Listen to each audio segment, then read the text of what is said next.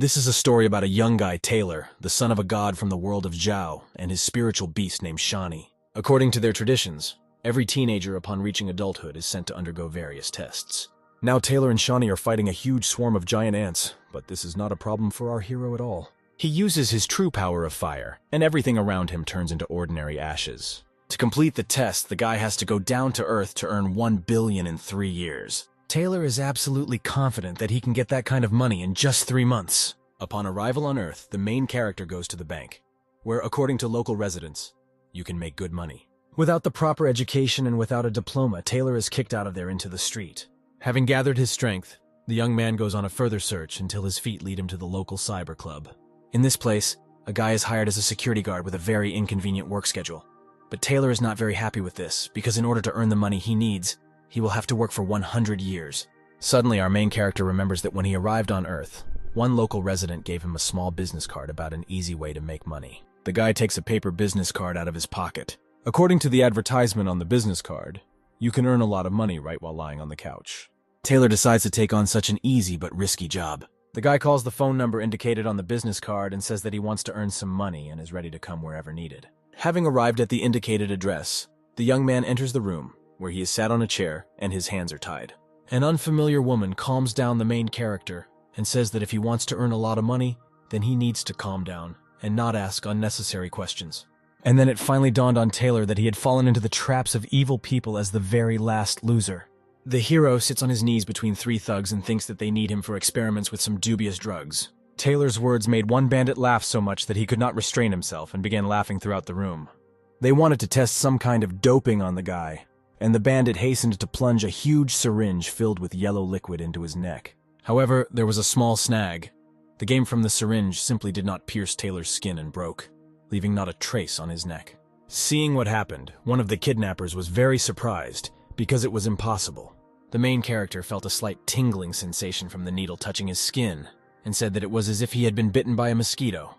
One of the main bandits snatched a syringe from his colleague, reproaching him for not being able to cope with the simplest task, and headed towards the main character. The angry kidnapper swung the syringe with all his might, as if he was about to pierce Taylor's body with it. Suddenly, the main character disappears from the chair, and a moment later appears behind the kidnappers, instantly sending them to a well-deserved rest. One kidnapper stood on his feet, looked Taylor in the eyes, and told him that he had guessed that Taylor was a warrior, and only became angrier because he was right, because he hated warriors. The enraged bandit rushed at the guy and shouted that the guy would now experience the full wrath of an artificial warrior. Without blinking an eye, Taylor easily knocks out the bandit. The bandit had many wounds on his skin, and blood was coming from his mouth, through which the kidnapper said to himself that even the new reagent did not help him defeat the warrior. However, Taylor did not pay any attention to his words, because he was already heading towards the exit in order to quickly leave this ill-fated place. The guy was angry that he simply wasted his day, but he could have gone to work as a security guard at double the rate, for which he would then have been paid double the amount. Taylor was upset that his day had gone poorly and already felt a fresh breath of air as he walked out the door. Before Taylor had time to go outside, a beautiful girl immediately attacked Sarah. Unable to stand on her feet, the guy fell to the ground and screamed. The girl sat on the guy and told him not to move, otherwise he would instantly go out. The girl came so close to the guy that he couldn't help but pay attention to her magnificent breasts. The guy tried to talk to Sarah, but she told him that he could only answer her questions. The main character involuntarily tried to touch Sarah's chest with his hand, but she instantly jumped away from him. After flying a short distance, the girl successfully landed on the ground. The main character's actions took Sarah by surprise. She was a little confused and blushed with shame. An enraged Sarah walked towards Taylor to strike back. The main character did not want to fight with the girl, since hitting girls is not according to his rules. But Sarah turned out to be a very determined girl and dealt a powerful blow between Taylor's legs. The hero felt very painful because the girl hit the boy's most painful spot, as if right into the soul. Taylor became furious and told Sarah that she had made him angry for nothing. Having calmed down a little, the guy concluded that this unknown person could be an accomplice of those guys. Taylor looked at Sarah and said that she was a bad person for getting involved with those people. Sarah looked at Taylor's hands, which didn't have any silver dragon tattoos on them, and the thought struck her that he wasn't one of them. The main character got angry and wanted this girl to feel the full wrath of the Son of God. Sarah screamed in horror and asked for forgiveness.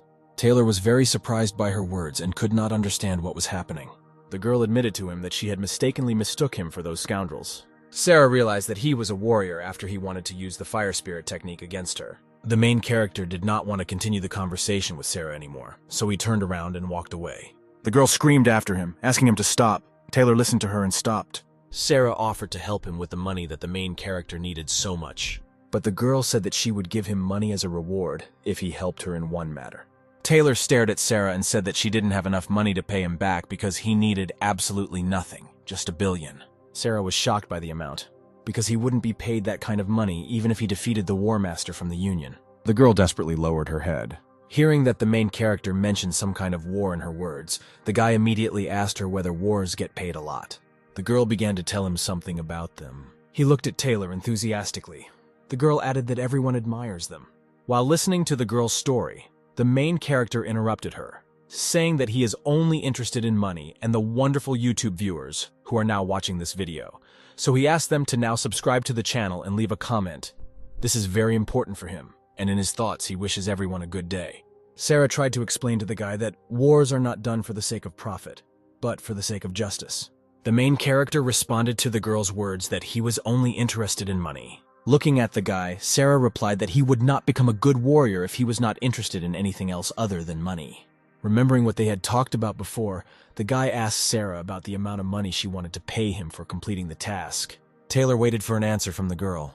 Sarah took a bank card out of her pocket and said that she only had $10,000 with her. Taylor snatched the card from the girl's hands, turned around and walked away. Taylor was delighted with the money that fell to him. Sarah ran after him, because he didn't even ask her what she had to do, but simply took the money and walked away. The main character told her that he could handle any task, because he is the son of God, which means he can cope with any task. Sarah was shocked by what she heard. The girl watched him even when he was in the basement of those bandits, and did not understand where he came from, because Taylor was very strong and knew nothing about the Union and about the warriors themselves. This alarmed Sarah. When the heroine realized who he was, she was surprised. Having told Taylor what to do, the main characters go in search of the owl. Sarah and Taylor go to a karaoke club called the Silver Dragon. Once on the dance floor, the heroes were talking about something. The girl thought that Sparrow, Owl's subordinate, should definitely be here. Looking around, the guy notices a woman with her hands tied, who is accompanied by 2 warriors. Taylor immediately recognized this woman. She turned out to be the same person who kidnapped him. Taylor and Sarah pretended to be a dancing couple so that no one would recognize them. Sarah whispered to Taylor that this was the Sparrow woman who was in contact with the owl, and it was necessary for no one to know that she and he had also taken up the search for the owl. One of the warriors turned around and looked at the dancing couple. He thought he recognized Sarah. On the street, 2 warriors were leading Sparrow to the car. Running out into the street, the main character saw that Sparrow was being taken away in a car, so they followed her. In the car, Sparrow tells the 2 warriors to let her go, as Owl will find her anyway.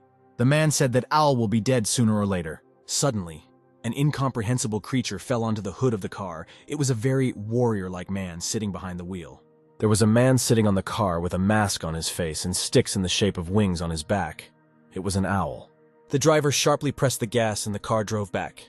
The owl shouted after them to stop. The 2 warriors got out of the car and went to fight the owl. Owl said that he was 10 times stronger due to the introduction of the 4th reagent, so he could easily defeat them. The owl quietly crept up to the man and, standing behind him, told him that now he began to perceive him differently. But what did these words mean? Sarah and Taylor, meanwhile, arrived at the scene. The guys saw an overturned car from which came words for help. The heroes immediately rushed to help and saw Sparrow in the car. Sarah told him to help her. In the meantime, she will go in search of Owl, who should be here somewhere. Taylor looked at Sparrow. The woman recognized Taylor and asked what he needed. The guy raised his finger up and said that he would save her if she paid him for it. Sarah, meanwhile, ran to look for the owl. Hiding, the girl watched the owl, who dealt with 2 wars. The girl immediately realized that she would not stand aside in such a difficult time and decided to help them. Owl's well-developed sense of smell immediately gave him a signal that someone was watching him from the outside. Sarah ran out of hiding and screamed at him to let them go at that very second, otherwise she would greatly regret it. The owl turned around, looked at her with a disapproving look, and at the same second made an attacking lunge, which immediately achieved its goal. He considered Sarah an insignificant person and compared her to prey, and not the most difficult one. Directing his hand to the force that grabbed Sarah, he shouted that she was about to die an ordinary human death. His powerful force hurt the girl so much that her eyes even turned red, and tears involuntarily appeared. Within a second, Sarah's body collapsed to the ground. She did not make a sound. Owl, meanwhile, returned to his confrontation with the warriors. One of them flew towards the owl. Unexpectedly for everyone, Sarah reincarnated. The girl began to look like a real monster. The 2 warriors remembered this girl. saying that it was she who then helped the owl escape. The warriors wanted to hide in order to call for reinforcements. The warrior girl began to use her powers, and a dome of thick fog began to form around her. Owl wanted to stop them. The warriors managed to escape. Meanwhile, Sparrow told Taylor that the Union noticed her organization a year ago, which is why she was forced to hide. The woman continued, saying that she was now too weak to resist the Union. Taylor thought about something. After listening to Sparrow's story, the guy told her that now she is on her own. Taylor walked away from the woman, who shouted after him that she would tell him valuable information about his companion. The guy stopped abruptly at her words. He was interested. Sparrow told him that Sarah was inoculated with the 6th reagent, after which she survived. The woman concluded that this girl could be the king of the dragons, since she was able to survive after being administered the drug. Taylor didn't expect to hear this about Sarah. Sparrow said that the drugs that are administered to people not only make them stronger, but also turn them into bloodthirsty killers. For such valuable information, Sparrow wants Taylor to save her, because the Union can pay him well for such information. Meanwhile, Sarah and Owl stood and looked at each other. Immediately, the girl takes off and runs straight towards the owl. Sarah wants to stab him, but Owl confronts her. Looking at the girl, the hero says that her strength is still too weak to defeat him. Sarah, not losing hope, tries to strike him again and swings her leg with all her might, aiming straight for his head. However, Owl easily blocks the blow, grabbing Sarah's leg with both hands. Sarah realized that the attack didn't work, and now she needs to come up with something. The girl tries to hit the owl with her second leg. Such a move should take him by surprise. But she immediately realized that Owl's reaction was too fast, and this blow would not reach its target. Owl strikes back, blocking Sarah's attack with his other leg, seemingly without any difficulty. The girl falls to the ground and shows no signs of life, and Owl laughs because he was still jealous of her potential. Sarah hears Owl telling her that with her help they might no longer fear the Union. At the same instant, a frantic force bursts out of the girl, enveloping her and lifting her into the air. She turned into a creature with white hair, long claw-like nails and spikes sticking out from under her skin. Now Owl wants the girl in her new appearance to show him what she's now capable of. Standing opposite each other, Owl tells Sarah that now they can create a world without weak people, a world in which there will be many new warriors. The girl feels that someone is touching her. Taylor is standing behind Sarah. The girl turned around and pushed him away. This caused the hero to fly several meters away. The main character saw that the girl had lost her mind, so she did not understand what she was doing now. The owl drew attention to the unknown guy and asked what the hell he was doing. Sarah is Taylor's source of income, so the main character warned Owl that if he touched the girl, he would have an affair with him. Sarah takes off and runs at Taylor, not realizing who is in front of her and with whom she really must fight. The owl wastes no time and also carries out its attack with air spikes. Dozens of needles flew towards Taylor, leaving no chance to dodge. The guy uses his firepower and still dodges. The hero swings up and realizes that Sarah has lost her mind and will fight indiscriminately with anyone who comes to her hand. After doing a double somersault in the air, Sarah tries to catch up with him. The main character escapes all attacks and begins to catch his breath. The owl has no idea who this young man is or how he got such an ability because he dodged all the attacks. Taylor immediately declares that he is not a warrior, but now he intends to fight seriously. Now, as if something had changed in the hero's eyes, he concentrated heavily and a tense atmosphere reigned in the air. Taylor was enveloped in a purple aura, which emitted force discharges and created the impression that it was about to crush everything around him. Literally out of thin air, the guy pulled out a huge sword which literally shone from the power stored inside it. Without any control over herself, Sarah rushed at Taylor from behind. But the main character instantly catches the attack and turns his gaze to the attacking Sarah. The girl's instinct constrained her body. She froze and stopped because she felt a force that was several times greater than her. Owl looked at Taylor and assessed the situation, which had suddenly turned against him. However, the green-eyed one is still confident in his strength and rushes into the attack with his signature aerial move. Owl tries to strike, but Taylor, thanks to his strength, prevents him from doing so. He's shocked by Taylor's abilities and tries to find his weak point. The guy looks at the owl with glowing red eyes and says that even the air melts from his fire energy, so any attacks against him are useless. It was Taylor's next turn to attack. The powerful blow causes the owl to lose its balance. After the entire battle, Sova lost one arm and was left without his mask on his face. Taylor wants Owl to be dead as soon as possible, since he will be paid for him, to which Owl told him not to even think about it. Putting a mask on his face, the guy asked how he could return Sarah to her previous appearance. He answered him that the power inside the girl should calm down on its own. Taylor continued to look at the girl through the mask. Sarah grabbed her head with her hands. Memories of last year suddenly began to visit her. The girl began to remember that she was lying quietly on the bed and sleeping soundly. Suddenly something strange happened to the girl. Sarah turned into a real monster. Having moved away a little from the memories, Sarah could not understand how this could happen. and she began to remember further. Sarah is sitting and holding a soft toy on her lap, when suddenly she notices that someone is extending their hand to her. The unknown man tells her that he will take her home. There are many small children living in this house, of whom he cares very much. But once a year he injected them with an unknown drug, saying that with its help they would become strong. The girl wanted to know how the young children were living in the new family, but the director was not interested in talking about it. Returning from her memories, Sarah realized that Al was the same unknown man in whose house she lived, but what happened to the rest of the children? To the girl's thoughts, Al replied that those children had been dead for a long time, and laughed loudly. Sarah didn't expect to hear this. Later, Sova added that they all died because they could not withstand the action of the reagent that was injected into them. The owl, looking at the girl, expects that she, shocked by his words, will attack him, and he turns out to be right because Sarah takes off and rushes straight at him. It pierces his body right through, causing critical damage that is absolutely incompatible with life. However, this is all Owl needed. A sincere smile appears on his face. Already lying on the ground, he sees that Taylor is looking at him with burning eyes.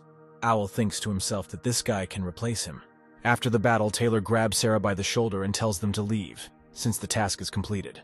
Sarah jumps to the side and Taylor looks at her with a blank look. Bowing her head, the girl tells him not to approach her or look in her direction. According to the girl, she looks disgusting, so he shouldn't see her like that. To her words, Taylor replies that she looks very attractive. The girl's gaze softens and she looks tenderly at the guy. Right before our eyes, her appearance begins to change and Sarah's consciousness returns. She again takes on a natural human appearance.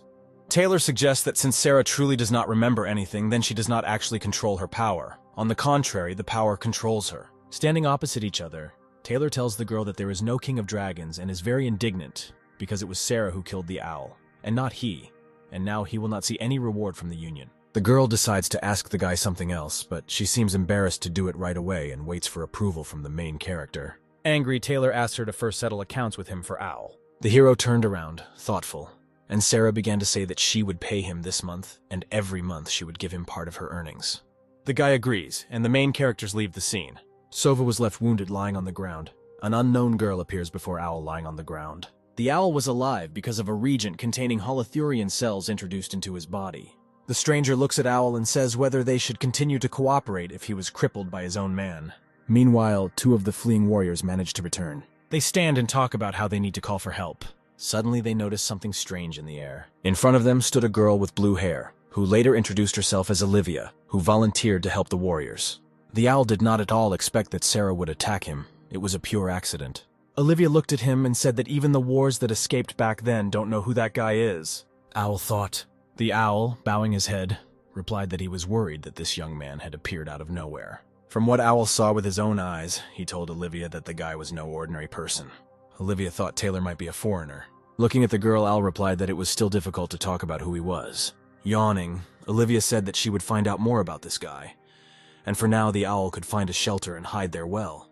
Looking at her watch, the girl was horrified because she had missed the time that was in her plans. The girl decides to quickly go home. Thinking about the girl's words, Owl decides to hide in the abandoned places. Shawnee is sleeping peacefully in the guardroom and waiting for her owner. The pet jumps off abruptly, saying that Taylor didn't tell him where he was going. He just stroked me before saying goodbye and left. His father told me to look after him. Suddenly, the door began to open. Sarah and Taylor stood on the threshold. The girl did not at all expect that he lived in a closet. As soon as the girl entered, she saw a fluffy animal lying on the sofa. Her eyes widened, and Sarah rushed to him, calling him a cute little sheep. Having grabbed the animal, the girl immediately embraced it and began to caress it. The animal did not really like it. Taylor looked at this picture sweetly and said that he had never heard anyone call the spiritual beast a cute little lamb. Shawnee broke free from the girl's hand and ran somewhere. The girl ran after him, but when she caught up with him, she did not understand what was happening to the animal. Her eyes became even bigger when the girl saw who Shawnee had turned into. The pet turned into a terrible monster that looked at Sarah with a grin. In fact, it seemed to the animal that the girl saw him as a terrible and powerful beast, but Sarah saw him as the same cute and small pet. Having caught up with the girl and his furry friend who ran out into the street, Taylor told the animal to stop scaring the girl, because her strength was not yet fully developed to feel its full power. Hearing the guy's words, the animal tiredly lay down on the ground, saying that he had simply spent all his strength. Upon learning that the animal could talk, Sarah was shocked. Taylor explained to the girl that his animal mistook Sarah for something paranormal, which is why he reacted this way. Taylor approached his pet and told him to apologize to the girl, because whether they would be fed depended on her money. The animal approached the girl and asked for forgiveness. From everything that was happening around, Sarah lost consciousness. Taylor and Shani looked at the girl. The main character picked her up and carried her back to his closet. Suddenly, the spiritual beast screamed sharply. Before Taylor had time to take a few steps, something terrible began to appear from the ground. His guard room from the ground was surrounded by sharp teeth. Suddenly, a creature that looked like a large snake crawled out of the ground, but this monster had several pairs of sharp teeth around its head. Taylor saw that this monster had destroyed his home. Taylor, with Sarah in his arms, quickly ran away from there. The girl opened her eyes and did not understand where she was. Looking around, Sarah realized that she was in a hotel room, but she had no idea how she got there. Suddenly, the girl heard Taylor's voice, wishing her good morning. Sarah turned her head sharply towards him and looked at him with a blank look because she really didn't understand what he was doing here. The girl was embarrassed by this behavior of the guy, so extraneous thoughts began to come into her head. Taylor explained this by saying that if his shelter had not been destroyed by that monster, he would now be sleeping peacefully there. Then the guy added that he was not interested in the girl. Sarah grinned. There was a slight silence between them. After a few minutes, Sarah decided to take an interest and find out more about this monster. Without waiting for an answer from the guy, the girl took the remote control in her hand and turned on the TV. The girl came across a news channel, which just said that the city was attacked by unknown creatures. Sarah decides to fight the monsters. The girl turns to the guy. She tells him to train her so that she too can discover an ability that will help her cope with monsters. The main character answered her that before starting training, he must be paid for a past task completed. Therefore, the heroes go to the main office of the Union. Already anticipating how much he would be paid for the owl, Taylor was happy. The girl looked at Taylor angrily.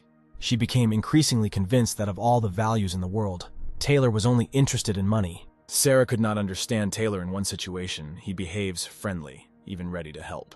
But as soon as it comes to money, he becomes very mercantile. The girl was brought out of her thoughts by Taylor's voice, who told her that she needed to go faster. Otherwise, he might not have time to receive the reward. The main characters began to climb the stairs. Suddenly, someone called out to Sarah, to which the girl turned her head and was very surprised.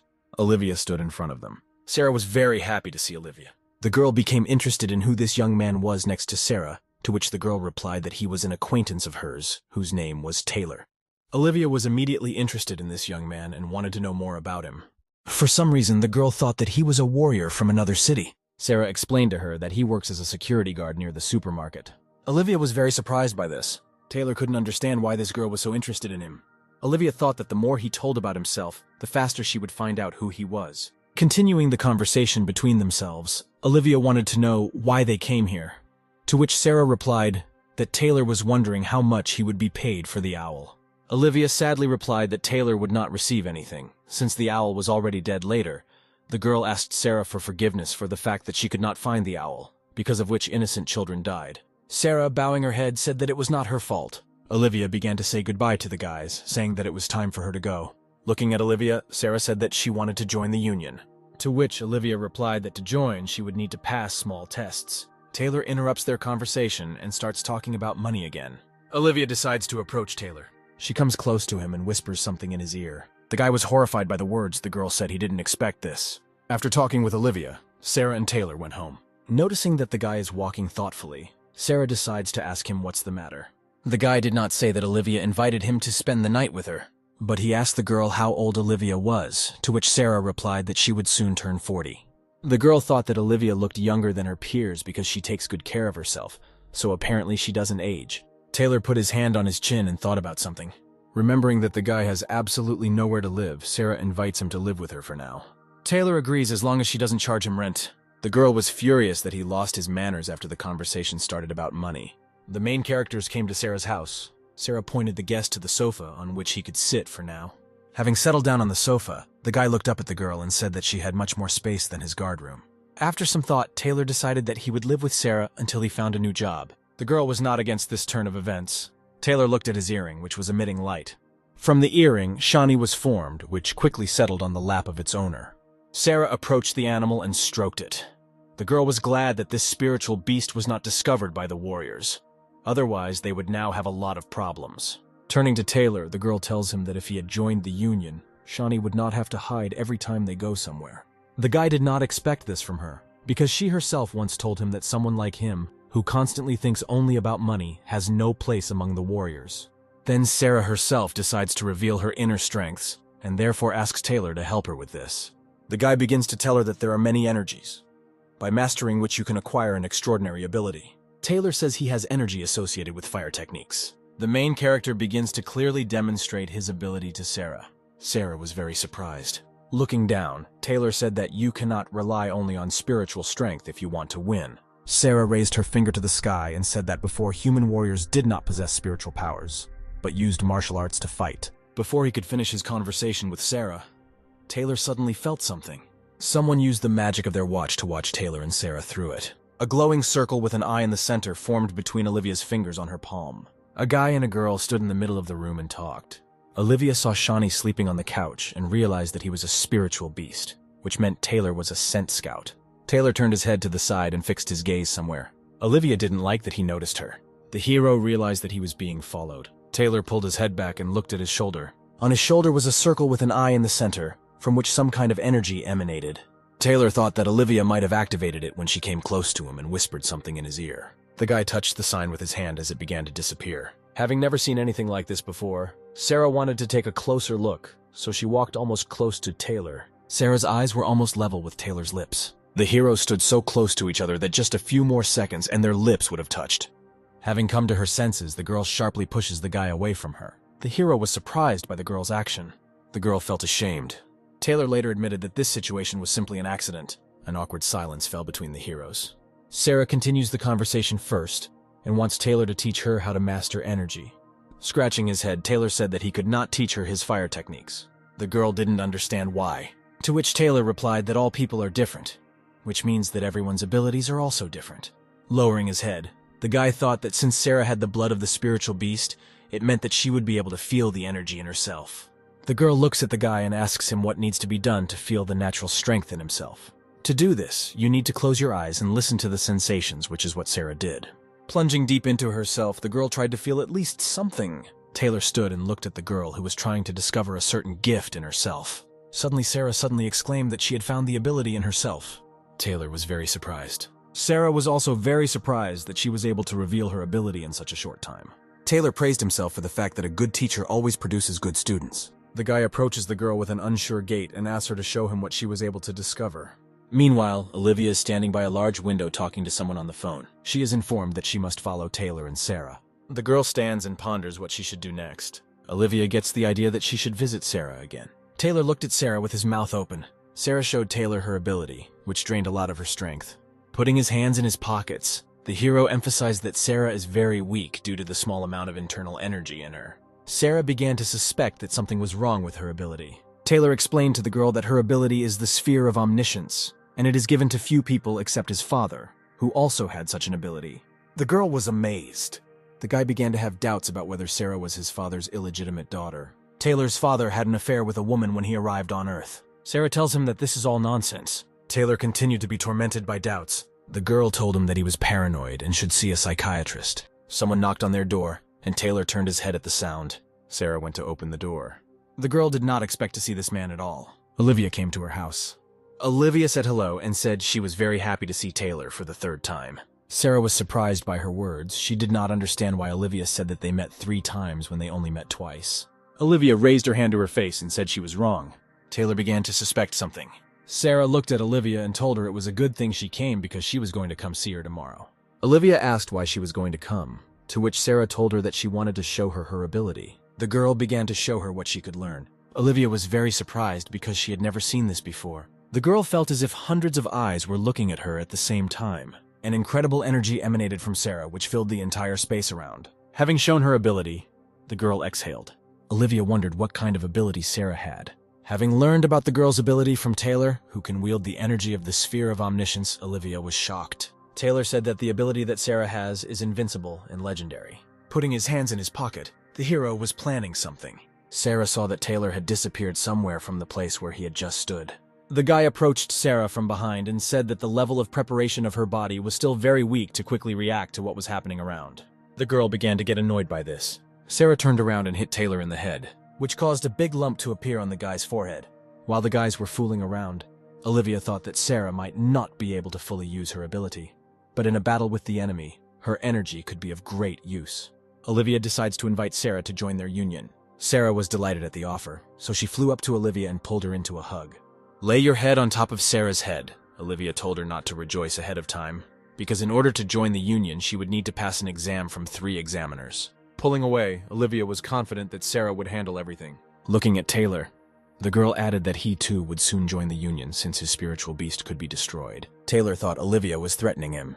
Olivia assured him that she had no need to do this, and then added that if he joined the union, then he could be paid $3 million for his deal with the owl. At the proposed amount, Taylor's jaw dropped and he seemed to already feel the money in his pocket. Olivia grinned and immediately realized how much Taylor was interested in money. Taylor flew up to the girl and drool began to fly from his mouth in different directions. Olivia was a little embarrassed and took a couple of steps back, not understanding what her beloved protagonist could do to her now. The guy grabbed the girl's leg and asked to get him into the union. His desire was so sincere and strong that it seems he would never let go of that leg in his life. The girl was amused by Taylor's game, and a satisfied smile appeared on her face. Olivia warned the guys that the next exam will be in 3 days, and she is worried about Sarah, as she may fail the exam due to the fact that her powers are still too weak. Sarah was alarmed by her words, and her eyes opened so wide that they resembled 2 large white moons. Taylor turns his back to the ladies and slowly makes his way to the sofa. The guy puts his hands on the head of the spiritual beast and strokes it kindly. Bright energy begins to emanate from Shani. The animal immediately pierces the girl and takes possession of her. Sarah felt that her strength had noticeably increased, and her reserves of energy and endurance had increased. Taylor looked at Sarah and said that the animal would give her strength and help her cope with the tasks on the exam. Sarah decides to try the power that has appeared in her. She chose Taylor as the source of her experiment, who clearly did not like the girl's idea. Olivia wished the heroes good luck in the upcoming exam. 3 days later, Sarah and Taylor went to the union to take exams. The first task began, and a certain man called the cadets to test their physical fitness. Taylor went first and began to demonstrate his strength. A stone flew at him from above, which Taylor easily broke into small pieces. Enthusiastic screams from the audience could be heard in the hall. While Sarah stood and ate ice cream, Taylor went through the second task. An enthusiastic cry could still be heard in the hall. Subdued by Taylor's strength, some of the cadets began to leave, deciding that they could not pass the test, since they were very weak. Taylor successfully completed physical training. The guy saw Sarah, who was just given a test. The hero thought that this might be Olivia's doing. The first stage of the exam began, and the first examiner was a man named George. George told the cadets that they could use anything to defeat him and must show their best. After his words, the man increased his speed 5 times. The examiner immediately attacked Taylor, but he managed to dodge, praising his opponent for his speed. George glanced at Sarah standing next to him and chose her as his new target. He flew up to her to use force, but at the last moment the girl disappeared from her place, leaving only the pleasant aroma of her perfume. The girl appeared behind the examiner, who was surprised at the speed of her movements. A guy named Steve was the next to take the test, but his stomach had a hard time, because the examiner's powerful blow left a noticeable hematoma under his t-shirt. A girl with the beautiful name Bella followed him. Her attack did not achieve its intended goal, but forced the examiner to retreat. The girl with long white hair, whose name is Emma, continued the test. She released prickly thorns and the examiner had to dodge. Each of the cadets completed the task, after which George decides to increase his speed another 10 times, and there was great tension in the air. Harry was the first to go into the fight. He got serious and came up with a small plan for his attack. Using his gigantism, the guy attacked with a huge fist. George turns out to be much faster than him and immediately moves behind Harry. George elbows Harry, having already whispered in his ear that he will be eliminated from this test. However, Harry was confident that he could defeat him, because he had a plan for such a maneuver from the examiner. He turns his hand around, using his huge fist as a defense rather than an attack, and he succeeds. Emma is a little sad, because she expected to see the real strength of the examiner, but he does not want to give his best because he is sparing the cadets. The examiner is amazed at the impudence of this girl, so he wants her to surprise him and increases her strength another 50 times. The man rushes at the girl so quickly that none of those present literally notice this maneuver. Emma is amazed at George's speed, realizing that she seems to have just gotten herself into big trouble. Stopping in front of the girl, the examiner shows with all his appearance that she should prepare for his attack, because now everything will be very serious and will attack her in a split second. From such an attack, the girl falls to the ground and blood is gushing from her mouth. She simply did not even see how the examiner moved. For her, everything happened in one moment. But Emma pulls herself together and decides to show him what she can do. Purple thorns began to burst out of the ground, similar to tree roots, but many times stronger than them. Having used her ability, the girl goes into battle, encouraging herself. Harry is amazed that Emma decided to push the examiner, because of which they will all be screwed. Surrounded by purple roots, the girl stands in front of George and tells him that now she will fight back. and it will be unpleasant. The extremely calm appearance of the examiner excited her and even led her to some confusion, but there was no turning back. George picked up a small stone and asked Emma if she wanted to know what could be done with a small piece of earth, having great strength behind her. George looked at the girl and held a stone in his hand, waiting for an answer. But Emma never answered, and the examiner threw the stone with such force that it flew and cut the girl's purple roots in half. George was forced to call for medical help, because he admitted that he might have overdone the attack a little. The blow was so strong that Emma was slammed into the wall. She was unconscious and collapsed to the ground. Seeing the girl's condition, Steve became afraid that he might not complete the test with George. Looking at Taylor, Sarah told him that they could not defeat the examiner, to which the guy replied that even with such power, he did not pose a danger. Harry decided to find out if Emma's ordeal was over. George sends Harry to check the girl's condition if she turns out to be alive. Then we can safely take her to the Union. The man was dissatisfied that the examiner answered Emma so strongly that I could simply kill her because after all the main goal is to enter the Union and not a battle to the death. Raising his voice, the examiner told Harry that if he was not satisfied with something, he could calmly leave and take the exam. To his words, the man replied that he did not intend to leave, since he very much wanted to join the Union. After looking at the remaining cadets, George decides to increase his powers several more times due to the fact that they angered him. The examiner looks at Harry, thinking that his ability is to make his arm bigger, so he wants to see what the man can do. Harry attacks George with his huge arms. The examiner begins to carry out gradual attacks, but their power begins to grow with each blow, causing Harry's hands to go numb, and he realizes that he will not last even a minute at this pace. When Harry's arm goes completely numb, George lunges and stops the blow right in front of Harry's chin, telling him to rest. The man looks at Steve, who will be next. Steve's ability is to increase in size several times, but when Steve's strength is at 0, he cannot use this technique normally and loses consciousness, and his body becomes very thin and pale. He could not even hit the examiner, and he also advises him to rest. The next one to fight was Bella, whose ability to cause a shockwave that destroys everything around.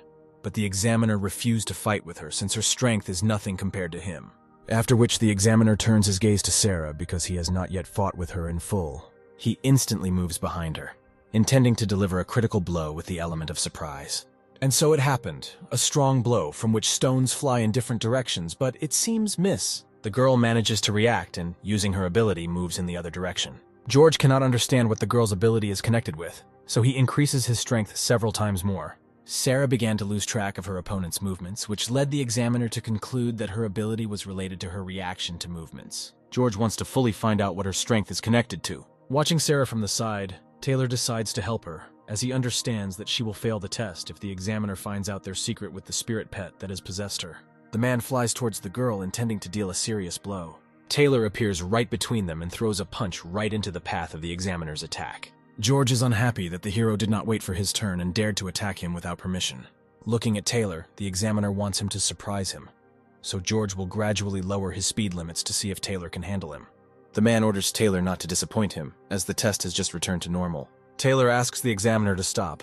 George suggests that the guy needs time to prepare his abilities for combat. The man decides to meet him halfway and gives him 1 minute for all the preparations. After a minute, the examiner warns that time is up and activates his power. Taylor agrees with George's statement, a small grin creeping onto his face as if this was his plan. Harry adjusted his glasses. The man does not understand what is about to happen. Taylor and George prepare for battle. Harry realized that Taylor stood up for Sarah for a reason. The man says that if the girl had not lasted 5 minutes in the fight, as was said at the beginning of the test, then she would have failed the exam. While the guys were talking, the examiner was already preparing for his final attack and was sure that the end of the test would come right now. George was angry that he only had a second to hit Taylor because after 5 minutes the remaining guys were winning. Suddenly something began to appear from the ground, causing the men to freeze in surprise. A man in a purple suit emerged from the ground. This was the second black rank examiner named Bob, who immediately began to congratulate the guys on successfully completing the stage. Bob scolded George for breaking the rules and asked him to cool down, because his test was over and any further actions were no longer acceptable. George leaves, leaving the cadets to go through the second stage with Bob. Sarah walked up to Taylor from behind, and in a quiet voice told him thank you for his help. Sticking his finger up his nose, the guy replied that he didn't want to help her out, but wanted to evaluate the strength of the first examiner. The girl was amazed by his answer, because it was a little different from what she expected to hear. Bob turned to the guys, asking them not to be angry with George, because inside he is a good person. It's just that his work forces him to be an evil person for others. The second examiner snapped his fingers and asked those present to listen carefully. Bob explained to the guys that George was acting so rudely because he wanted to weed out weak players, because these are difficult times, and even beginners who have just passed the exam are sent to fight monsters. Now Harry realized that the examiner's actions towards Emma were not overly cruel. He just wanted to protect her from possible death on the task, because they were extremely dangerous.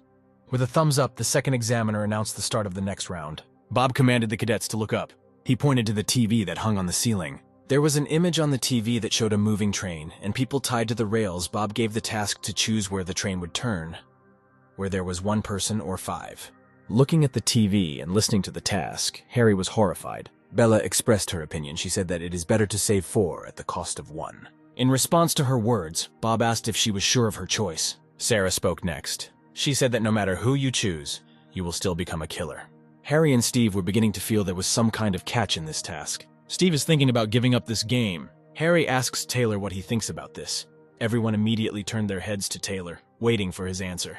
Taking his chin, the hero began to think. Suddenly he declares that he would bet on a miracle. Bob doesn't know what he means. Taylor explains that there is no choice here. They have abilities thanks to which they could try to stop the train, and what the result will be is not up to them. The examiner laughed at his words. Looking into Taylor's eyes, Bob said that he didn't take Taylor's opinion for an answer. The examiner waits for everyone to answer. Taylor begins to get annoyed by this, because the solution to the riddle turned out to be not so simple. Bob is serious and pushes subjects to make a decision as quickly as possible. Sarah cries out, saying that whatever we choose will be unfair to others. The examiner says that there is always a choice, and if it is difficult for them to make a decision, they can transfer the right of choice to someone else and take the place of the one they choose. You just need to make the right decision, the examiner said, as if it were such an elementary thing. There are no answers from the cadets for a long time, so Bob decides to push them on his own. The examiner creates a huge clock out of thin air and sits directly on it, informing them that they have very little time left for the final answer. Sarah pursed her lips, wants to express her version, but cannot firmly understand whether it is really suitable in this situation. The girl raises her voice and says that she wants to leave this game right now without giving any answer. Harry stops Sarah and says that this is not the best option, because the examiner may turn it so that others will have to make a choice for her, which will only make the situation worse.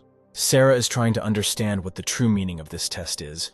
There must be some secret, a loophole or something on the surface that they do not notice. Smiling, Taylor said that he understood the essence of the task. Pointing his fingers at Sarah, the hero says that he wants to leave the girl in this test. Bob makes this decision by praising the guy. The examiner is also informed that the right to choose also works in the opposite direction. Taylor is trying to figure something out. Suddenly, Harry is struck by a thought. He says that every person has a choice, but sometimes our choice can harm another person. Steve concludes that whoever the majority elects will be eliminated. It is difficult to attach significance to this, since Bob's true motives are not clear. The examiner warned them to make their choice quickly. Sarah became very angry. The girl said that she would not make a choice, even if the price for this was dropping out of the game. Bobo wants the girl to think about her choice. Taylor asked the examiner to finish his games, which surprised Bob. The hero looks at Bob and says that the point of the task is to test insight, and not for us to suspect each other. The examiner did not understand why Taylor came to this conclusion. Taylor explained this by saying that each examiner has 5 minutes to complete the task, but choosing to kill 5 people in favor of 5 minutes is wrong. The hero came to the conclusion that Bob was deliberately misleading them, so that together they would decide their own lives. Putting his hands in his pocket, Taylor said that if they acted in good faith, they would pass the test. The hero did not understand why. When he had to make a choice, the examiner showed his watch. He also did not understand why. When Sarah wanted to leave the game, Bob also pointed to the clock. Taylor later added that the examiner should determine whether a person passed or failed at the end of the test. Bob praised Taylor for his brilliant mind. Scratching his head, the examiner said that Taylor had come to the right choice, which others could not think of. Since the guys did not pass the test, Bob decided to weed them out from the next stage. Steve was terribly upset that he would not be able to join the Union team of warriors because of his failure in the exam. Laughing at the situation, Bob said that it was a joke, that no one goes anywhere and continues the exam. Closing his eyes, the examiner added to his words that only the one who chose another player, and not himself, leaves, and whoever refused the choice also intends to leave. Sarah thinks that Bob will kick her out, since she was practically going to leave the game if Taylor hadn't stopped her. With a wave of his coat, the examiner congratulated all the winners who were heading to the final exam. And having said goodbye, he disappeared. Harry breathed a sigh of relief, glad that he had passed the test. Sarah looked at Taylor, who had his eyes glued to the floor, thinking about something. The guy claims that there is some hidden meaning in all these tests, because the examiners give them for a reason. Harry responds to his words that based on the results of all rounds, the examiners choose the strongest, and the weak ones leave the game. Harry ponders what his decision would be if he ever found himself in a similar situation. What would he choose? The heroes are waiting for the third and final test, which still does not begin, although a whole hour has passed since Bob left them.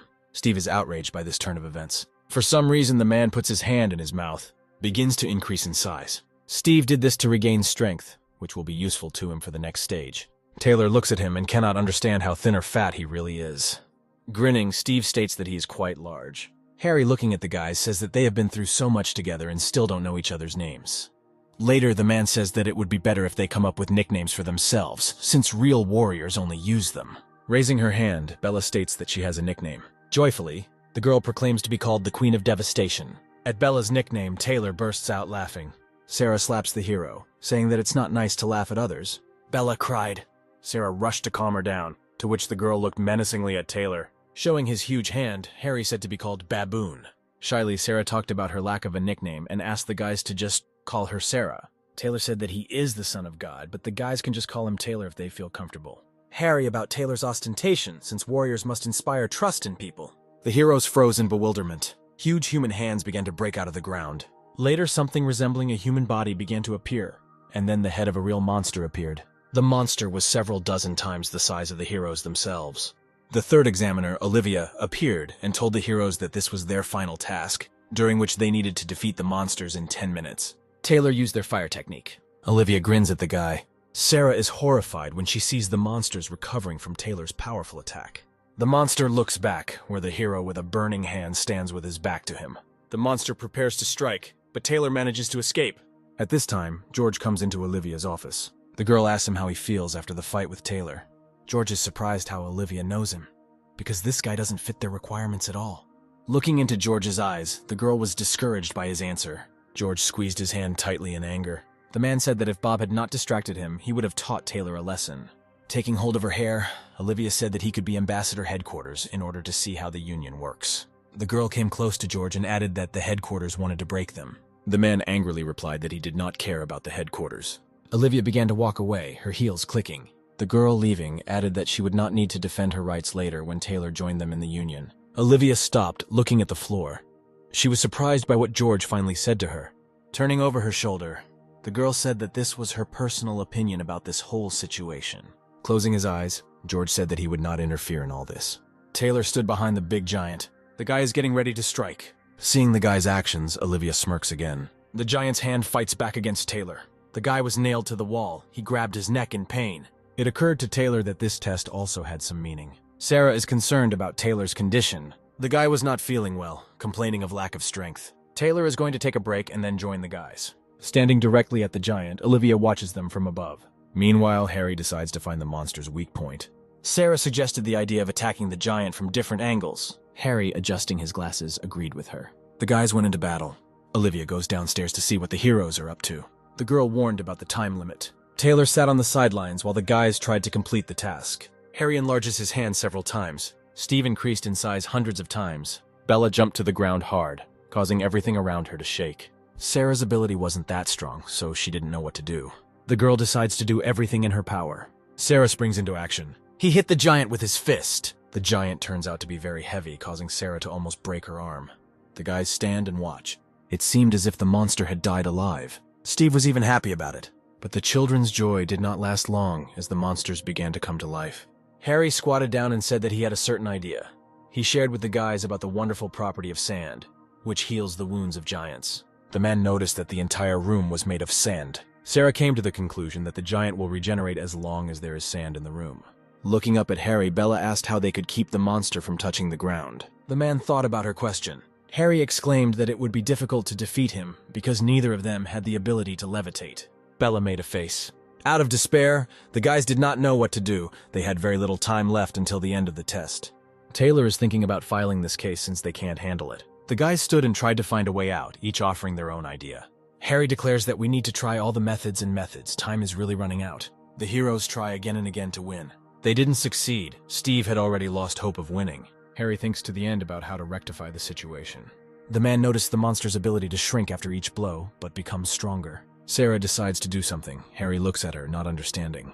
The girl's ability may perhaps help in this situation. Sarah becomes completely immersed in her ability, directs his energy towards the giant, which completely surrounds him. Harry hears that he needs to be careful. The giant flies towards the man at full speed. Sarah grabs the man and pushes him aside. Harry doesn't understand where the giant got such speed. Harry turns to the girl and says it's good that she's with him. Otherwise, things would be bad for them.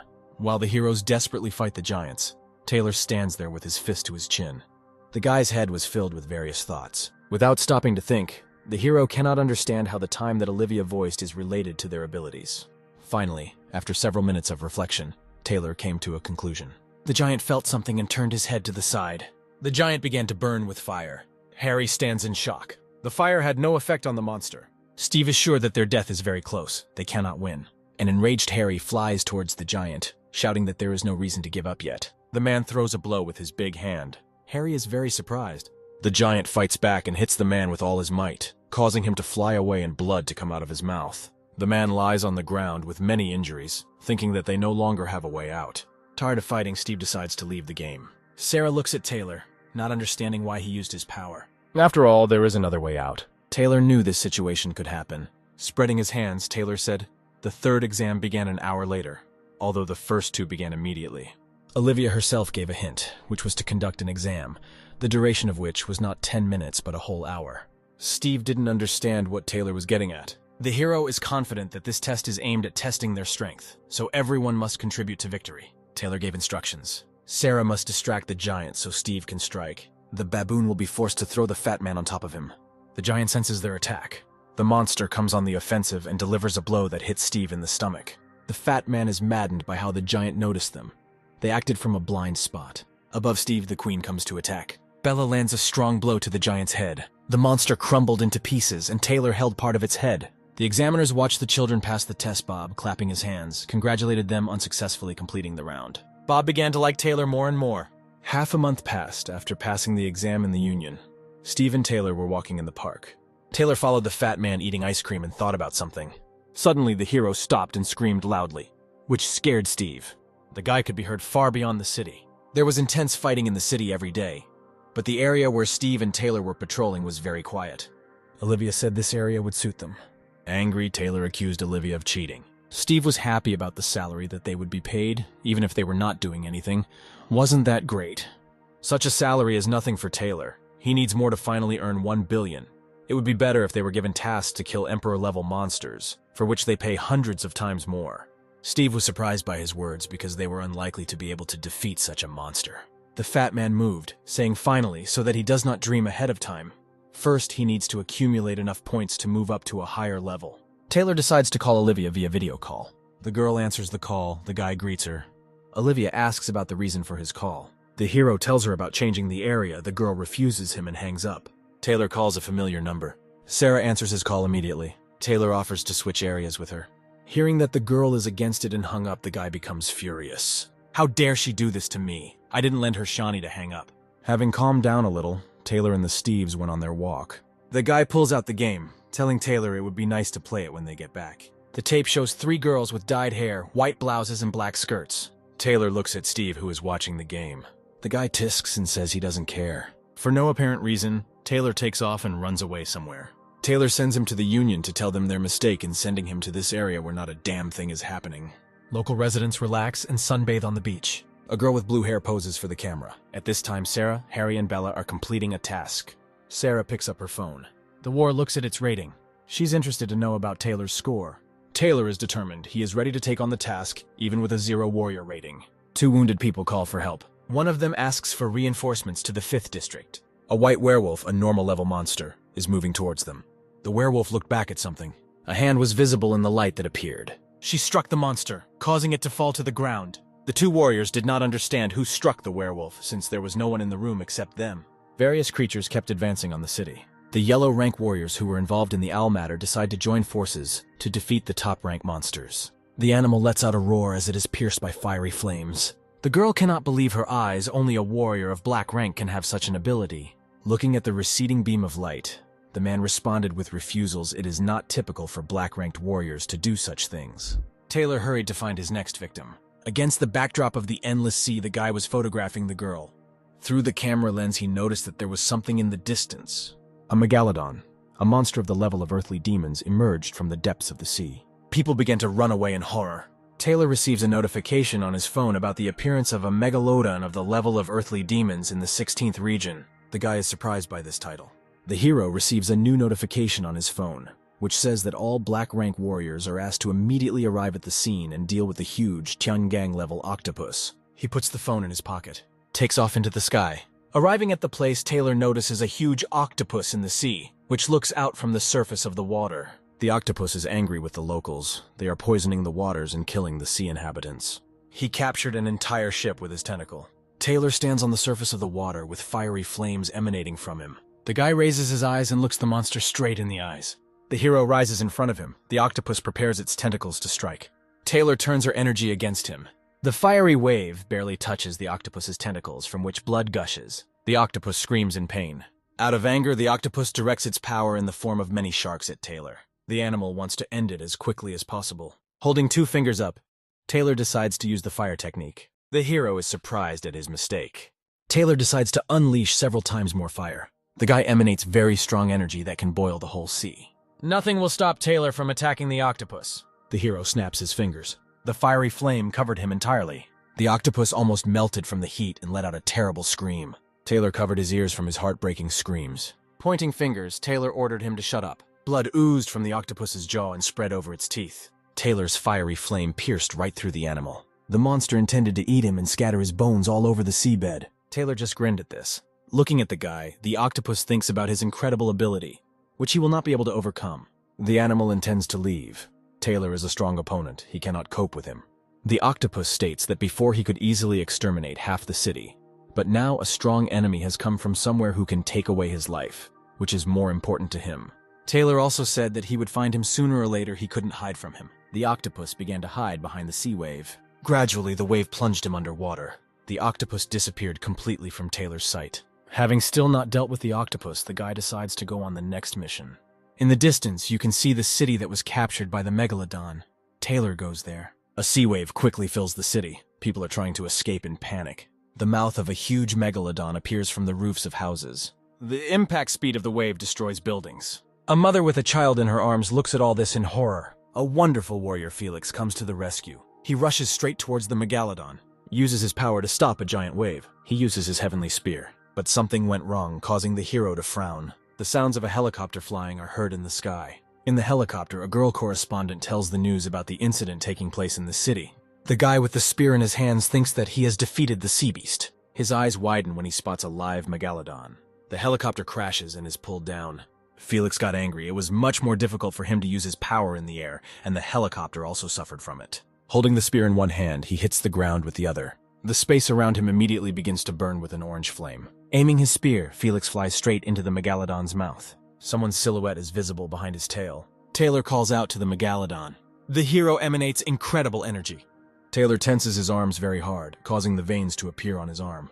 The hero aims his fist to strike. The giant fish screams in pain. The spear pierces the thick body, from which blood flows like a fountain. Felix stands on the body of a defeated megalodon.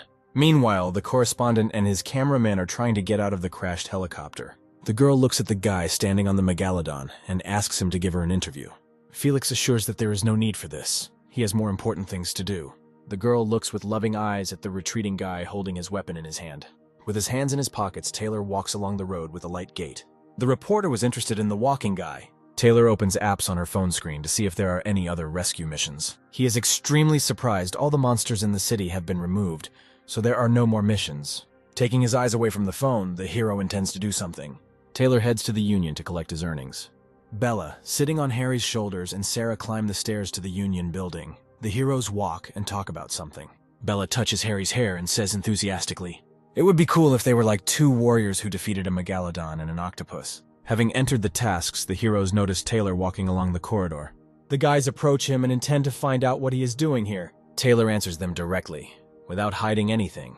He came to collect the earnings that he should be paid for killing the megalodon and the octopus. The hero laughed wildly, asking how much they could pay him for this. Holding her head in her hand, the girl thought. Sarah became serious, picked up her phone, and showed the guy the news. Taylor came closer to get a good look. What was written on the screen gave him a big shock. The news reported about the war, who was able to defeat 2 strong monsters, and it was not Taylor. Looking at the guy, Sarah told him that it was not good to take credit for other people's merits. It would be better if he studied more and knew the basic rules that would help him in his future struggle. Taylor didn't understand what rules the girl was talking about. He made a gloomy face, and Sarah asked him what he actually does in the lessons, where they explain in detail all the rules and skills that a real warrior should master.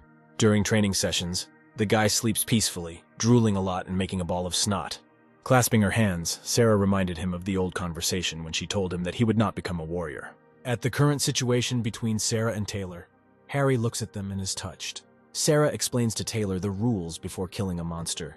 You need to accept the task, and if the task has not been made public, then you need to take a photo of the enemy and send it to the Union for consideration. And if the Union approves, only then can you kill the monster. Sarah also explained to him about the rank system, which is assigned to each monster depending on the strength it possesses. The rank is needed so that the warriors understand whether they can cope with them or not. Taylor realized that with his fire gift ability, he could only count on ordinary level monsters. Harry added that there is no need to try to destroy a monster one or more ranks higher. The Union will consider this a violation of the rules. Taylor despaired of such rules, because he was sent to an area where there were no monsters, and he could only change after 365 days. Grabbing his head, Taylor screamed there was no way he could go back to his home. Everyone was surprised by his words. No one understood what they meant. Taylor told them the whole truth. His parents sent him here so that he would earn 1 billion rubles in 3 years. Otherwise, he would not be able to return home. Bella and Harry were shocked by his story. Then they laughed wildly, thinking that this was complete nonsense. Harry put his hand on Sarah's shoulder. He told the girl to stay close to Taylor. Sarah rolled her eyes. The girl spread her arms to the sides and loudly said to stop shipping them. She didn't like Taylor at all. Sarah said, how can anyone fall in love with him? He behaves rudely and is only interested in money. Slamming his fist against his other hand, Taylor made up his mind. The 3 guys looked at him in surprise. The guy approached Sarah and extended his hand to her. The girl looked in amazement at the hand extended to her. Taylor wants to receive the amount that Sarah promised to pay him for the completed task with the owl. The girl was greatly amazed by his words. The guy reminded the girl of all the cases for which the girl owes him. Sarah said his name through her teeth. Out of anger, the girl forcefully pushed the guy away, causing him to fly high into the sky. Taylor somehow managed to get the card from Sarah, so he went to a nearby bank to withdraw money. Seeing the balance in the account, Taylor became sad at this rate. He would not soon have to return to his homeland. An unknown man entered the bank. It was Richard, the Earth-level warrior. The man stood behind the next terminal. For some reason, this began to stress Taylor. Richard reached into his trouser pocket. I took out an incomprehensible thing from there. This thing turned out to be a badge confirming that its owner is an Earth-level warrior. Taylor glanced sideways at Richard. The guy spies on him, wants to know the amount that a warrior of this rank receives for his work. The hero goes out into the street, where the guys meet him. Sarah noticed Taylor's deteriorating mood. He was upset about the amount in Richard's account. The guy shed tears when he realized that he would never get that kind of money. Harry told him that everything is still ahead. Everyone started somewhere. The main thing is not to give up. Then everything will work out, and soon you will receive the rank of a heavenly warrior. Bella exclaimed that she also wanted that rank. Harry also wished her luck in this. As a sign of support, the man took the guy by the shoulders and told him not to lose heart over trifles. Bella, Sarah, and Harry began to leave. Taylor, with his head down like a delinquent schoolboy, trudged after them. The heroes came to the nearest cafe. Sarah was annoyed that she was sitting with Taylor. 3 warriors were sitting at the next table, including Richard. Taylor overheard their conversation. Turning around, he recognized the man from the bank. A warrior in a blue shirt asks Richard to tell him how he killed the octopus. The man promised to tell me, but first he would go to the toilet. Standing in the toilet, Richard was thinking about how to answer the question because he had absolutely nothing to tell. Looking in the mirror, the man was angry. Suddenly, Taylor appeared behind the man and asked if he had taken the reward for killing the octopus. Richard, frowning, looked back at the guy. Looking closely at the man, Taylor insistently asked to give him the reward for killing the octopus. The guy added that it was his merit, since he tried to cut the sea creature into pieces. The man was amazed by Taylor's serious attitude.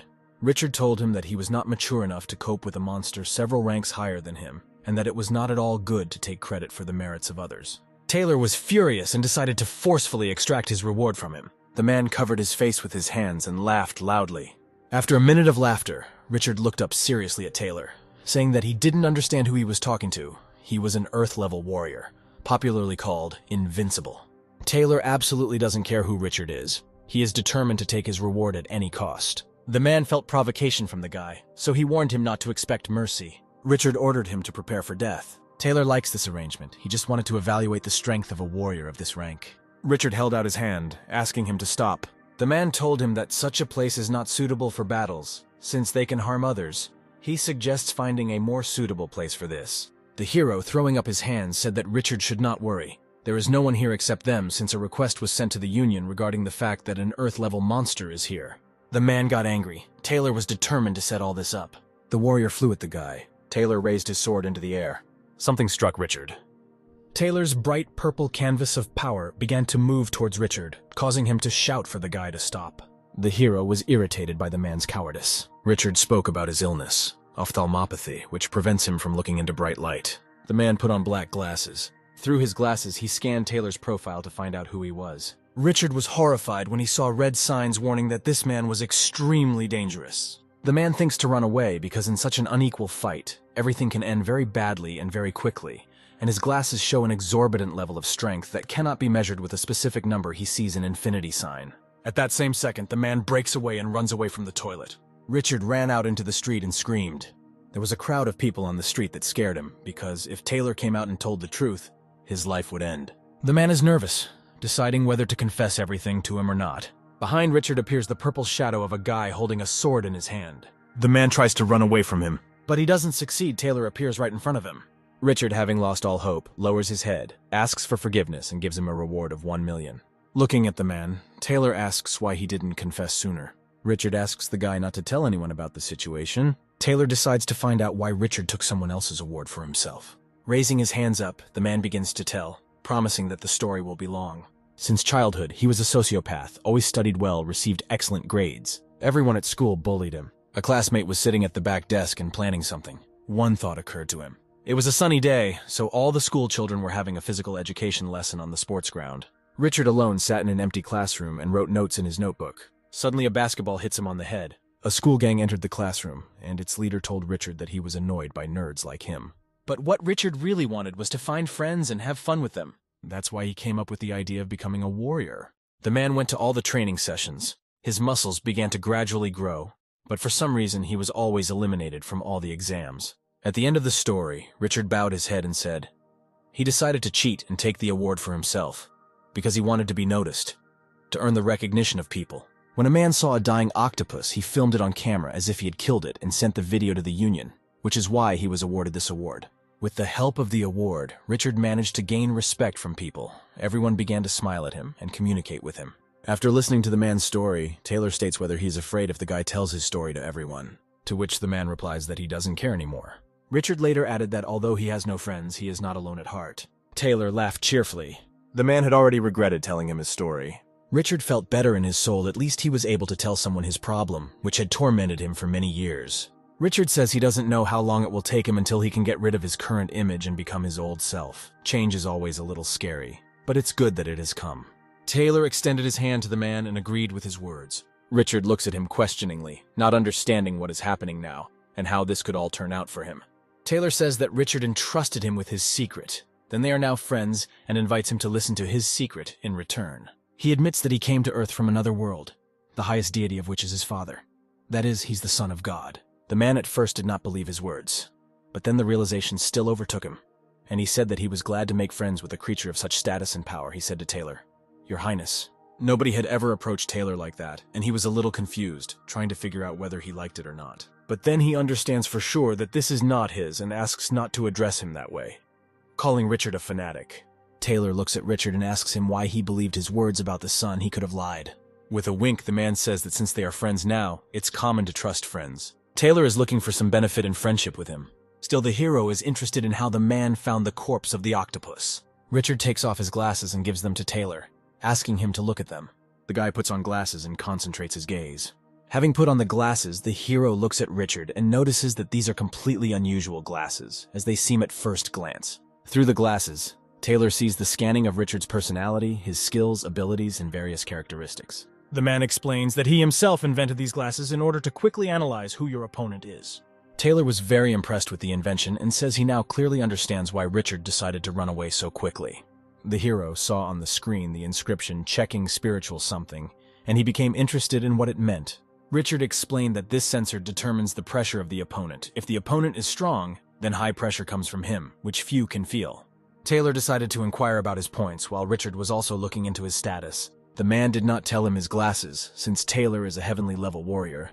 The data about him is still incomplete, since warriors of this rank are extremely rare. The guy decided, apparently that's why Richard decided that another warrior killed the octopus. The man, lowering his head, answered negatively.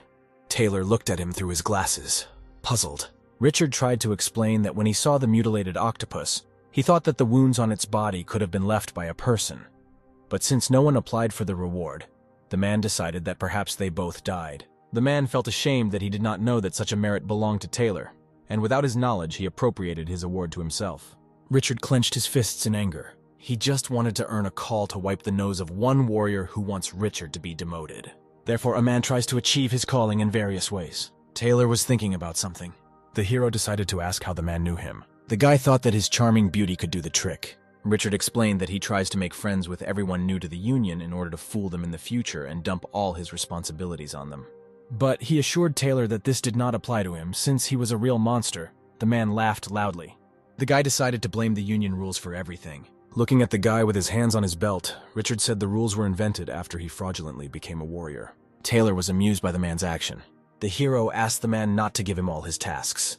This way he can get twice as much money for tasks. Covering his face with his hands, Richard decided to confess everything to the Union and asked Taylor if this was a good idea. Taylor grabbed the man. He said that since they were friends, they should trust each other. Taylor told him to hold off on confessing to the Union for now. They had more important things to do. Looking at the guy, Richard agreed. The hero raised his hands up. Now great things await them. Richard has decided not to confess to the Union what happened. An unknown man spoke up and asked what Richard should confess. Richard recognized the man who owned the voice and looked at him over his shoulder in horror. A man was looking at Richard and Taylor with his hands in his pocket. The man turned out to be Felix, who had arrived here as it was reported that a monster had been discovered here that had caused great damage. The men look at each other. Felix guessed that the situation about the monster was a lie, and realized that Taylor was involved in this, so he threatened him with a fine that the Union could issue for his trick if he found out about it. Taking a step forward, Richard asks Felix to get out of here. Looking at Richard with angry eyes, Felix said that he was comfortable keeping Taylor with him. While listening to the conversation between the two men, Taylor had the idea that he might be expelled from the Union. The guy touched Richard's shoulder with his finger. The man looked back at him. Taylor whispered in his ear that he really could be expelled from the Union for violating the rules. Pointing his finger at the guy, Richard replied that all the rules are explained in detail in lessons on training future warriors. Taylor scratched his head and smiled sweetly. The man reassured the guy, saying that as long as he was next to him, he might not be afraid of anything.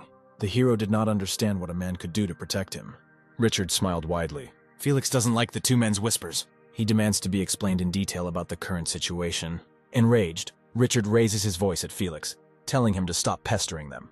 Continuing to look at Felix, the man tells him that he competes with him because he respects only the strongest and always strives to take only first place. With his hands folded in front of him, Richard added, Felix is very envious. He can't stand anyone who is even one step ahead of him.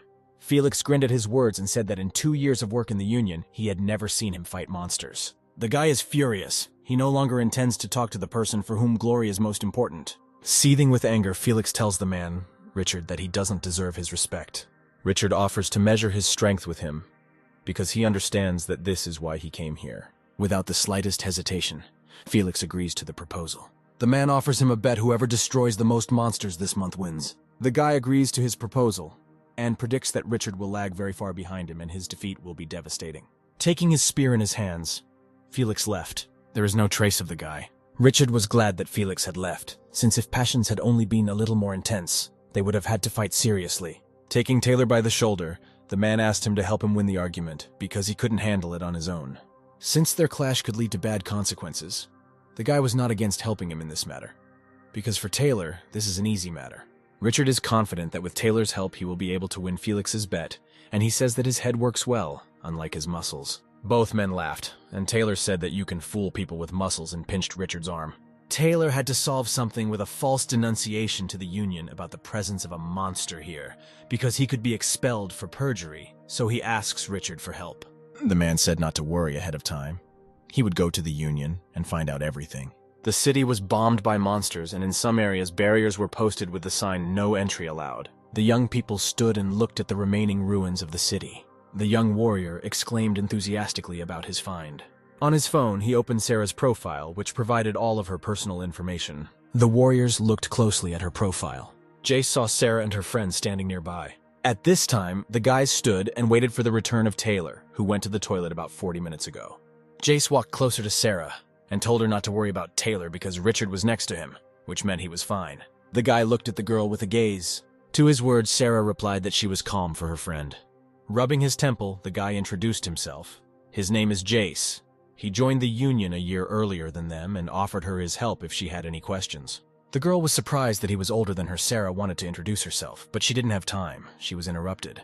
The guy knows her name, since he has been watching her for quite a long time. Sarah was surprised. James's friend told Harry that Jace had just found out the girl's name. Harry looked thoughtfully at the second warrior, whose name was Robert. The man remembered how Olivia once asked him why he wanted to join the Union, to which he replied that he wants to protect people. It is his civic duty. But in fact, there was another reason why Harry joined the Union. From the thick fog, the silhouettes of two men began to be seen, gradually approaching. James introduced Sarah to his brother Richard, who always helps him in any situation. Taylor stood behind Richard. Sarah was worried and asked Taylor if everything was okay. The hero told her that everything was fine with him. The girl became furious. She was irritated by absolutely every word the guy said. Pointing the guy to his brother, James told Taylor that if it weren't for James, he would have been eaten by the monster long ago. The two men looked at each other. Richard turned around and began to walk away, calling James with him. The man began to leave. James shouted after him that he had not yet taught Taylor a lesson so that he would no longer come into their sight. The three men left the boys and walked away. Stopping, James told them that Sarah may be in love with Taylor. He could not understand why. Taylor is not the man she needs. Richard boiled with anger and asked Richard to leave the guys alone. At this time, news was shown in the city, in which the TV presenter Mia talked about all the events that had happened in the city over the past few days. There was a crowd of people on the street. They organized rallies over dissatisfaction with the work of the soldiers. Citizens shouted that they wanted better protection for the city. Owl, who had been hiding in one of the high-rise apartments all this time, sat in a cafe and watched the news. Olivia entered the cafe and approached the man.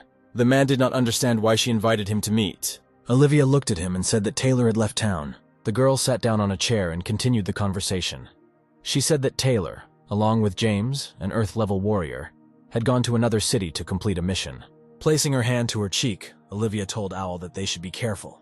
She thought Taylor was up to something if he was able to contact a warrior of a rank higher than him. The girl handed the box with a fresh sample of the monster's blood to the owl. Looking at Olivia, the man said that soon he would be able to create a new person, similar to a warrior, but which will look like a monster. After talking with Olivia, Owl left the cafe and went to his home. The man felt that someone was following him and turned around sharply, thinking that he would catch his pursuer. The owl stopped, and suddenly a cloud of purple matter began to gather behind him, which began to concentrate at one point, as if it were some kind of portal. Suddenly, a man in a white suit and purple hair appeared from an unknown matter. He was very calm. Holding one hand in his pocket, he moved towards the owl. Not understanding what is happening, Owl activates his powers and is about to attack the stranger. The owl does not know who is in front of him, what his strength is, and what his goal is, so he decides to launch a strong attack and defeat his opponent with one blow. However, something happened that Owl never expected. His powerful attack was stopped by just one finger of the stranger. At the same time, the block with one finger turned out to be so strong that the owl was thrown back. Looking at the early one, the guy grinned at how Sova, who had his group destroyed and lost his arm, could turn into such an unfortunate person. Turning around, the guy said that he was not the one who needed to be attacked because they should be allies. The owl, narrowing his eyes, intended to find out who this impudent guy was. In response to his words, the guy showed his tattoo on his arm in the form of a famous pattern. The stranger replied that he had evolved. The hero introduced himself. His name is Denny. Far from the city, there were incredible landscapes, green mountain ranges, between which there was a small village, and a railway along which a train was rushing somewhere into the distance. The voices of our heroes were heard in the dining car. Taylor and Richard were sitting at the table and had a pleasant conversation about something. A girl in a service uniform brought the guys the food they ordered. Richard, holding a piece of meat on sticks, teaches Taylor how to eat it properly. The man said, "You need to dip it in the sauce first, and then worry carefully." Taylor looks at Richard with contempt, but he still decides to try and puts one piece into his mouth. Taylor really enjoyed it and reached a high level of bliss. The taste made the guy salivate from his mouth, which he almost choked on. Richard decided to inquire about his condition. Taylor replied that he had never tried anything like this. At this time, a young man is sitting at the next table and looking at the food brought to him. Felix does not dare try it, fearing poisoning. But everyone takes one piece of meat and dips it in the sauce. Then he puts it in his mouth, and Felix is bursting with the spiciness of the dish, his whole face turning red. An employee of the restaurant carriage was concerned about the passenger's condition and offered to help him. Felix said he was fine and didn't need help. Hearing a familiar voice, the men turned their heads towards the source of the sound. With a full cheek, Taylor told Richard what Felix was doing there. Richard would like to know for himself what Felix forgot here. The heroes continue to calmly finish their food in the hope that the guy sitting at the next table will not notice them. The last piece of meat remained on the plate. The heroes simultaneously grabbed it and stared into each other's eyes. Suddenly, the train began to brake sharply. Taylor doesn't understand what happened. An unknown person was sitting in the train driver's cabin while two men lay on the floor with a broken head. The unknown man was holding in his hands the wind armor of a foreign beast that looked like a rat. Richard was looking out the window when he suddenly noticed something that looked like a rat fly past and fall to the ground. The man shouted that it was a spiritual beast. This beast turned out to be a divine-level rhinoceros. Taylor looked at this rhinoceros and said that he would go down the drain. The guy wanted to go and deal with the beast, but Richard stopped him, saying that first he needed to ensure the safety of the train and passengers. The heroes still noticed each other. Richard came to the conclusion that this animal was someone's foundling. Suddenly, a man enters the dining car and holds a spiritual beast in his hands. The hero introduces himself. His name is Edward. Having looked around those present in the carriage, the man chose his opponent, and his gaze settled on Richard and Felix. Felix told Richard and Taylor that he would take care of the rhinoceros and they would take care of Edward.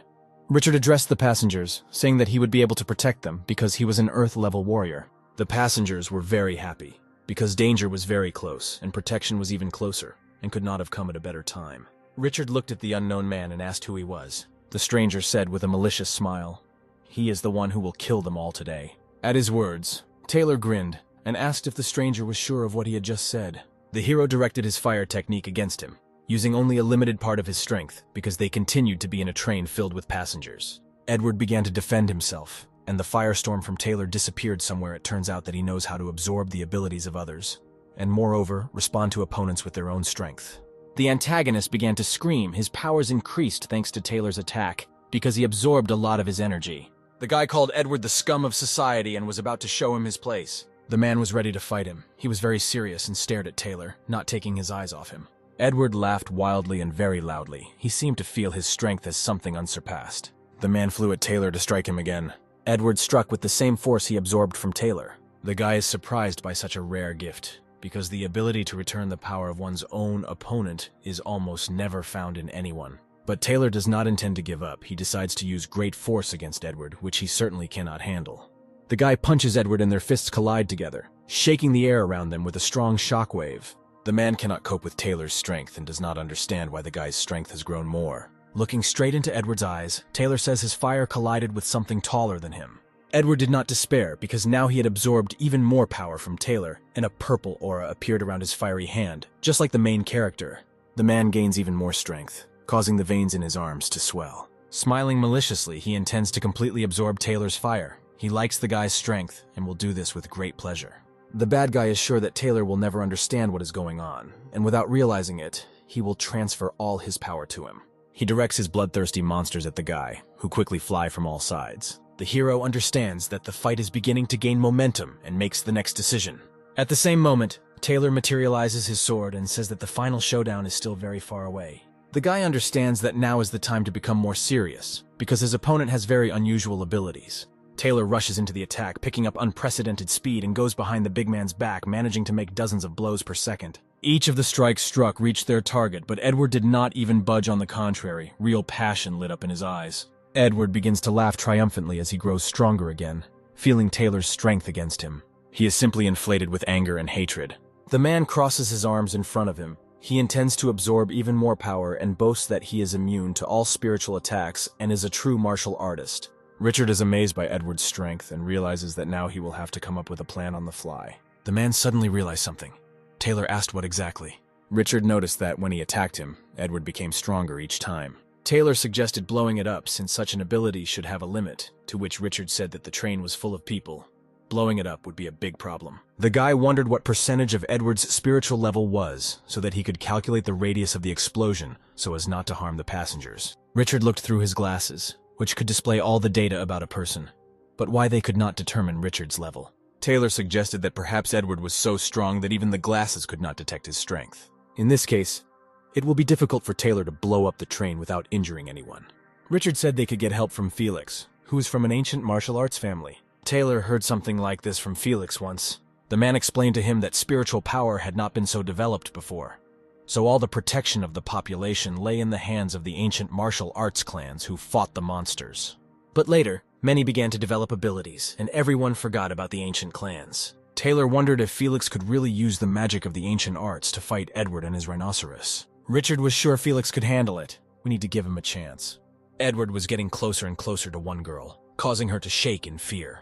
The man grabbed her hand and pulled her towards him. Taylor and Richard were in some shock. Taking the girl hostage, Edward said why he should give his life for the sake of some people. The girl started crying. She asked the man not to touch her. Edward smiled at her. He took some kind of test tube out of his pocket and held it in his hand. The man forced the hostage to drink the contents of the test tube, whispering in her ear that she could become a new person. And you can gain new strength. Scratching the back of his head, Taylor had no idea what Edward was talking about. Richard explained that 10 years ago, there was one group that formed an alliance to fight the League of Fighters for real. It seems they have now reunited to continue this matter. Taylor thought that only he would have an additional source of income. Richard, fixing his gaze on Taylor, continued, "The League of Fighters believes that their priority is to destroy the Society of Celestial Evolution, and not to kill animals. The man is against Taylor joining this organization." Taylor suddenly remembered Sarah when she fought with the owl and looked like a real monster. At this time, the owl was talking to Denny. Denny said that he was here because of Sarah, since the girl was very interested in him. The guy is sure that the girl can become the new Eve of this world. On the train, a frightened passenger decided to drink an unknown liquid so that Edward would not do anything bad to her. Taylor takes off, knocks the test tube out of Edward's hands. Now it ends up in Taylor's hands. The guy saves the girl. Taylor looks at Edward and says the battle between them is not over yet. The man thinks the guy is joking. Edward is about to strike. Taylor uses her energy to defend herself from the man's blow. Edward orders the guy to fight him. Taking a few steps away from the man, Taylor calls out to him. At the same moment, he throws the girl in the test tube. The girl falls right in Richard's hand. The girl screamed in surprise and partly in fear. The man caught the test tube and held it in his teeth. Taylor rushed into battle with Edward. The guy decides what to do. If he uses his spiritual power, Edward will swallow it. He needs to look for some other way out. With a new surge of strength, the man rushes into battle. Edward punches Taylor in the air. The guy moves away, and he intercepts the hand that is healing him. Taylor has his opponent's powerful arm in his hand, but his other hand is in Edward's. The man throws Taylor away with all his might. The guy landed on the hard floor and grimaces from pain that breaks his whole body. The angry man intends to strike again. He raises his arms to strike. Taylor tries to get to his feet to confront him. The guy looks at his hand from which blood is coming. Taylor decides to use his power against him. He flies up to him with the words that he will kill him, and inflicts the final fatal blow on him.